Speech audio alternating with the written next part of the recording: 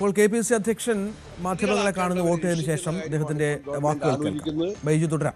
Party നടപടി സ്വീകരിക്കാൻ ഭയപ്പെടുന്നത് പാർട്ടിക്കാരായ നേതാക്കന്മാർ ഉൾപ്പെട്ട അവരുടെ പേരിൽ പ്രതികളുടെ പേരിൽ നിലവിൽ പ്രതികളാക്കപ്പെട്ടവരുടെ പേരിൽ നടപടിയെടുത്താൽ അവര് കൂടുതൽ കാര്യങ്ങൾ വെളിച്ചത്ത് പറയും, കൂടുതൽ നേതാക്കന്മാർ അതുവഴി പിടിക്കപ്പെടും എന്ന വലിയ ഭയത്തിലാണ് CPM ഇപ്പോൾ പ്രതികളാക്കപ്പെട്ടവരെ പോലും സംരക്ഷിക്കുന്നത്. പാർട്ടി നടപടി എടുത്തിട്ടില്ല, അത് വളരെ ഗൗരവത്തിൽ കാണുന്ന വിഷയം തന്നെയാണ്.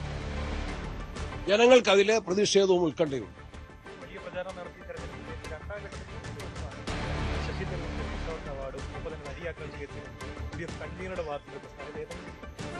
അത് രണ്ടും അവര് തന്നെ ക്ലാരിഫൈ ചെയ്തിട്ടുണ്ട്.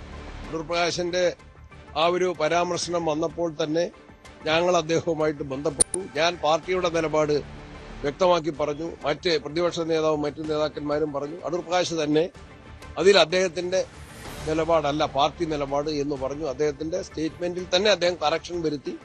ഒന്ന് ചില ദുർവ്യാഖ്യാനം എന്ന് അദ്ദേഹം പറഞ്ഞു. ഇനി അങ്ങനെ ആണെങ്കിൽ പോലും അതിൽ അദ്ദേഹം വളരെ കൃത്യമായി പാർട്ടി ലൈനിലേക്ക് അദ്ദേഹം നിലപാട് ഉറപ്പിച്ച് വ്യക്തമാക്കി.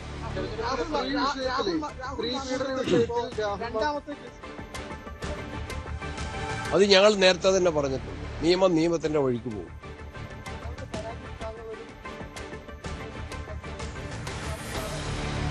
ഞാൻ ഇന്നലെ മാധ്യമങ്ങളോട് തന്നെയാണ് പറഞ്ഞത്. ആ പരാതി എന്റെ മുമ്പിലുണ്ട്, മാധ്യമങ്ങൾ കിട്ടിയിട്ടുണ്ട്.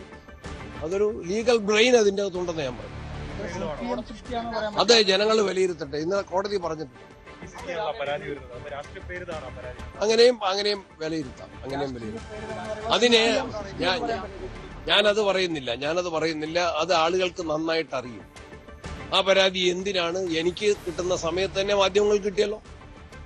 എന്തായിരുന്നു അതിന്റെ ലക്ഷ്യം? എന്തായിരുന്നു? ആ പരാതിക്ക് നന്നായിട്ട് അറിയാം അതാർക്കാണ് അയക്കേണ്ടതെന്ന്. പക്ഷെ എനിക്ക് അയച്ചു. ഞാൻ ഫയലുകൾ കണ്ടിട്ടില്ല. കോടതി വിധി ഞാൻ കണ്ടിട്ടില്ല. അത് ജനങ്ങൾ വിലയിരുത്തും. കോടതി വിധി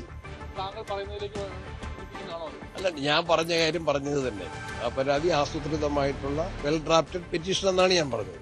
വെൽ ഡ്രാഫ്റ്റഡ് ആണെങ്കിൽ പോലും അതിലെ ലീഗലായിട്ടുള്ള എതിർവശങ്ങൾ പ്രതിഭാഗം ചൂണ്ടിക്കാട്ടിയപ്പോൾ അതും കോടതി വിലയിരുത്തിയിട്ട് ഞാൻ ആ ഓർഡറും വായിച്ചു. അതെനിക്കറിയില്ല. ഞാൻ അദ്ദേഹത്തിന്റെ ഞാൻ ഇന്നലത്തെ കണ്ണൂരിലെ വാർത്താ സമ്മേളനത്തിലും പറഞ്ഞു, കണ്ണൂരിൽ നിന്നാണ് കൂടുതൽ ആളുകൾ ഹൈക്കോടതിയിൽ പോയി സംരക്ഷണം ആവശ്യപ്പെട്ടത്. കണ്ണൂരിലാണ് പ്രശ്ന സാധ്യത ബൂത്തുകൾ ഏറെയുള്ളത്. എന്താണത്? കേരള ഹൈക്കോടതി പറഞ്ഞത് ഇവിടുത്തെ ഭരണാധികാരികളുടെയും CPM നേതാക്കന്മാരുടെയും കണ്ണു തുറപ്പിക്കണം. ആശങ്കയിലാണ് ജനങ്ങൾ. സ്വതന്ത്രമായിട്ട് വോട്ട് ചെയ്യാൻ സാധിക്കുമോ? സ്ഥാനാർത്ഥികൾ തന്നെ ഹൈക്കോടതി പോവുകയാണ്. എത്രയോ ചെലവേറിയതാണ് ഒരു ഹൈക്കോടതിയിൽ ഒരു പെറ്റീഷൻ ഫയൽ ചെയ്യണമെങ്കിൽ. എത്രയോ സമയമെടുക്കും. സ്ഥാനാർത്ഥികൾ തന്നെ നേരിട്ട് പോവുകയാണ്, വക്കീലന്മാരെ ഏൽപ്പിക്കുകയാണ്. അവർ വിധിയുമായിട്ട് പോലീസിനെ കാണുകയാണ്, തെരഞ്ഞെടുപ്പ് ഉദ്യോഗസ്ഥന്മാരെ കാണുക. നീതിക്ക് വേണ്ടിയാണ്.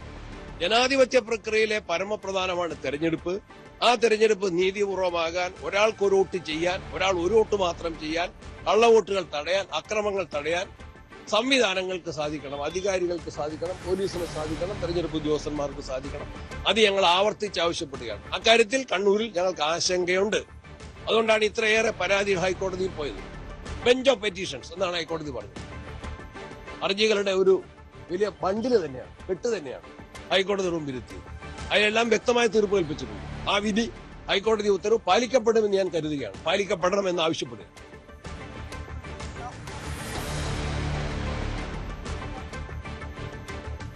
KPCC അധ്യക്ഷനാണ് മാധ്യമങ്ങളെ കണ്ടത്. ചില മേഖലകളിൽ മലപ്പുറത്തും കോഴിക്കോട്ടും കണ്ണൂരുമൊക്കെ വോട്ടിംഗ് മെഷീനുകളുടെ തകരാറുകൾ കൂടി ഇപ്പോൾ പുറത്തു വരുന്നുണ്ട്. മലപ്പുറം വേങ്ങര KR നഗർ പഞ്ചായത്തിലെ 5-ാം വാർഡിലെ 2-ാം നമ്പർ ബൂത്തിൽ വോട്ടിംഗ് യന്ത്രം തകരാറിലായി. ഒപ്പം മലപ്പുറം ചേലമ്പ്ര പഞ്ചായത്തിലെ 21-ാം വാർഡിലെ 2-ാം ബൂത്തിലും വോട്ടിംഗ് യന്ത്രം തകരാറിലായിട്ടുണ്ട്. മലപ്പുറം പെരുവള്ളൂർ പഞ്ചായത്തിൽ വോട്ടിംഗ് മെഷീൻ തകരാറിലായി. 15-ാം വാർഡ് ബൂത്ത് നമ്പർ 2-ലാണ് മെഷീൻ തകരാറിലായത് എന്നാണ് മനസ്സിലാക്കേണ്ടത്. കോഴിക്കോട് കൊടിയത്തൂരിലും 1-ാം വാർഡിൽ ബൂത്ത് 2-ൽ വോട്ടിംഗ് മെഷീൻ തകരാറിലായി.